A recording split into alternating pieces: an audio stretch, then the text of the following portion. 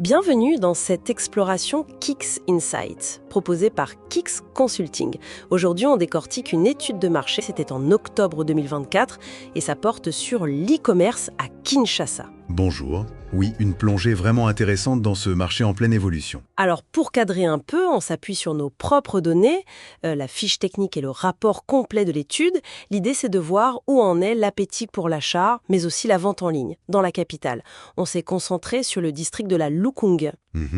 C'est assez représentatif, on peut dire. Exactement.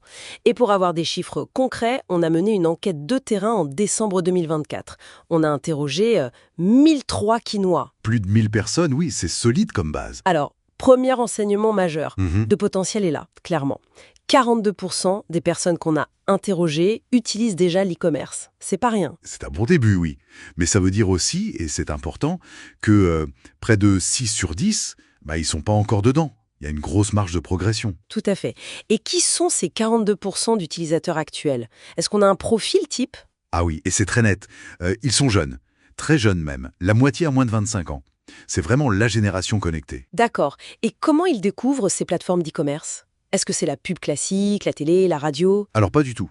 Oublie les médias tradis. L'acquisition, elle se fait massivement, c'est dingue, via les réseaux sociaux. On parle de près de 80% des mentions. C'est énorme. 80%, d'accord. Et à part les réseaux? Le bouche-oreille, ça reste très puissant. Les recommandations entre amis, famille, voilà. C'est un écosystème très social en fait. Intéressant. Et une fois qu'ils sont sur ces plateformes, qu'est-ce qu'ils achètent principalement? Est-ce que ça confirme ce que Sprint pensait? Oui, globalement ça confirme. L'habillement et la téléphonie, ça domine largement.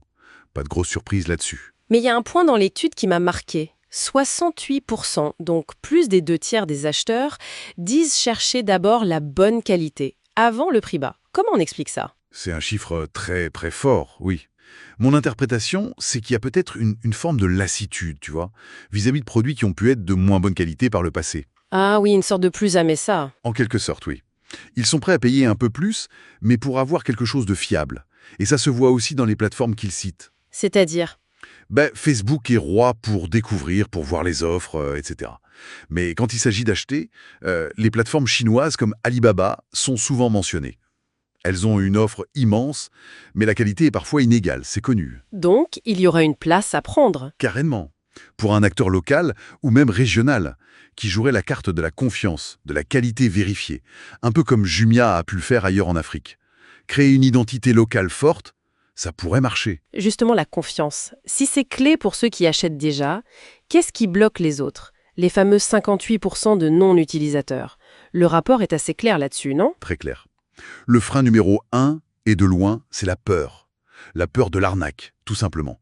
Le manque de confiance dans le vendeur, dans le processus de paiement, dans la livraison. C'est donc un obstacle avant tout psychologique. Absolument. Et quand on leur demande ce qui pourrait les convaincre de sauter le pas, la réponse est directe. La sécurité. Sécurité des transactions d'abord, et ensuite la rapidité et la fiabilité de la livraison. C'est là-dessus que tout se joue. Et là, on touche au nœud du problème à Kinshasa, la logistique. Ville tentaculaire, près de 4500 km² urbanisée. Les infrastructures routières qu'on connaît. C'est un sacré challenge. Un défi immense, oui. L'étude pointe d'ailleurs pas mal de lacunes chez les acteurs actuels de la livraison. Comme quoi, par exemple? Déjà, la couverture géographique est souvent limitée, surtout dès qu'on s'éloigne un peu du centre. Ensuite, les délais. Ils sont rarement respectés. Et le pire, peut-être, c'est le manque de suivi en temps réel. Ah oui, ne pas savoir où est son colis, c'est stressant. Exactement. Ajoute à ça une communication souvent défaillante, des coûts qui peuvent varier sans trop d'explications, et des politiques de retour très rigides, voire inexistantes. Donc le fameux dernier kilomètre, c'est vraiment là que ça coince. C'est le point névralgique, oui. Livrer rapidement et sûrement jusqu'au client final, c'est le casse-tête. Quelle solution alors? L'étude suggère des pistes. Créer son propre réseau de points relais, par exemple. C'est une option, mais ça coûte cher. Rien que la location d'espace, on parle de 15-20 $ le mètre carré. C'est pas négligeable. Donc plutôt miser sur la technologie? Oui, je pense. L'étude suggère fortement d'investir dans une plateforme logistique vraiment intégrée. Pour optimiser les tournées, offrir un suivi transparent via une app ou même des SMS. Rassurer le client à chaque étape. Et pour le paiement, qui est lié à la confiance aussi. Là aussi, il faut être flexible. L'idée d'un acompte à la commande, mettons 60%, Et le solde à la livraison, une fois que le client a vu le produit. Ça peut vraiment aider à lever les freins. D'accord, donc gros investissement nécessaire sur la logistique et la tech pour bâtir la confiance. Mais comment rentabiliser tout ça? Quel modèle économique? L'étude explore plusieurs pistes classiques, mais adaptées au contexte. D'abord, les commissions sur les ventes. Les vendeurs payent un pourcentage à la plateforme. Sur ce marché, ça tourne autour de 8 à 15%. Logique.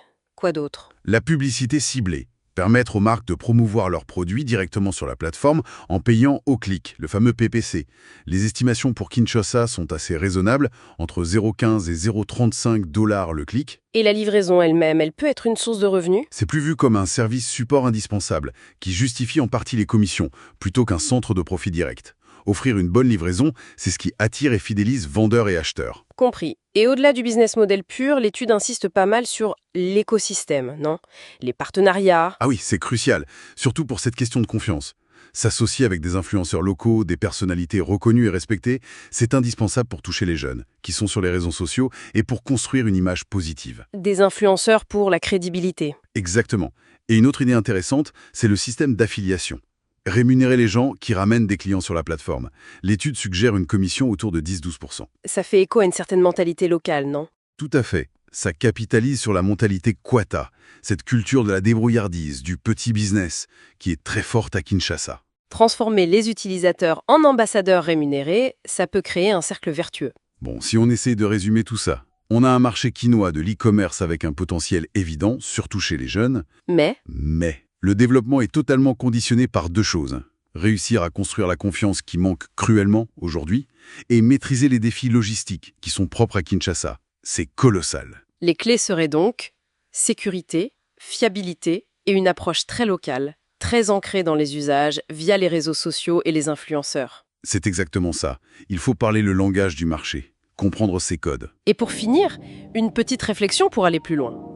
Au-delà de simplement fiabiliser la livraison standard, est-ce qu'une plateforme ne pourrait pas innover en allant vers l'hyperlocalisation? C'est une piste intéressante, oui. Qu'est-ce que tu as en tête? Je me demande si on pourrait pas imaginer des systèmes de paiement ou de livraison qui seraient très spécifiques à certains quartiers, qui s'appuieraient sur des réseaux de confiance déjà existants, des systèmes communautaires, au lieu de juste plaquer des modèles qui marchent ailleurs. Intégrer des tontines pour le paiement, ou s'appuyer sur des leaders communautaires pour des points de collecte ultra-locaux. C'est une piste audacieuse, mais qui collerait bien à certaines réalités quinoises. Ça mérite d'être creusé, oui. Une piste à explorer, en effet. Voilà pour cette analyse Kicks Insights. Merci de nous avoir suivis. Merci.